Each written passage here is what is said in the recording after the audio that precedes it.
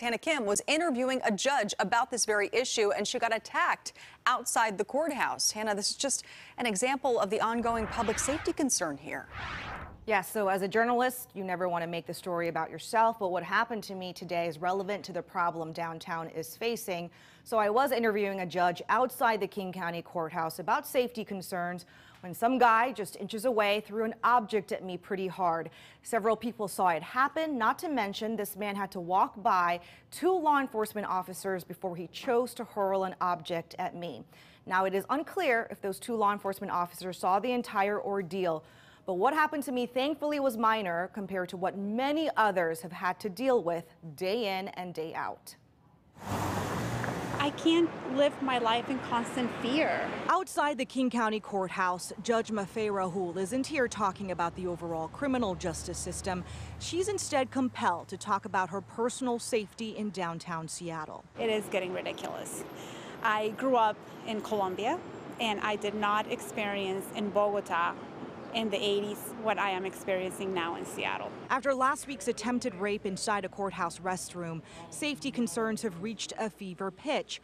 So much so that King County Sheriff Mitzi Johannick, who has an office in the courthouse, telling employees that effective immediately, workers who do not routinely interact with the public need to work from home. I was shocked when I saw that letter because this is law enforcement. This is the King County Sheriff's Office. Law enforcement telling their employees it's too unsafe and dangerous for you to come here.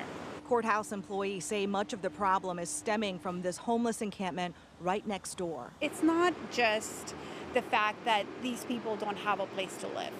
It's beyond that. It's criminal activity. Soon after the judge said those words. And look at that. Oh my God, he just attacked me. What did he do? He threw something. Right.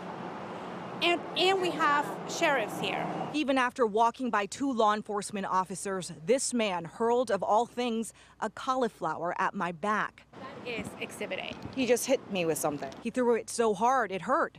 I was relieved it wasn't a rock. What happened to me is minor compared to what courthouse workers have dealt with for years. You know, as a previous ferry commuter, I've often been followed to and from the courthouse. I've been harassed. I've been yelled at. City Council and the mayor's office, they don't care about the safety. They don't care about the safety.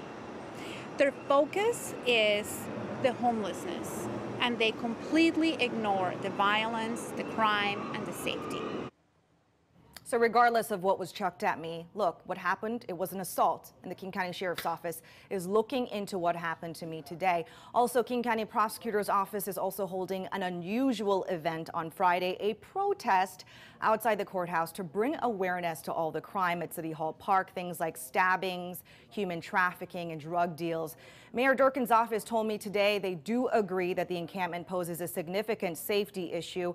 They are in the process of reaching out to the people who live at City Hall Park to offer them shelter, including hotel rooms, before the city says they'll be ready to clear that encampment. In the newsroom, Hannah Kim, Q13 News.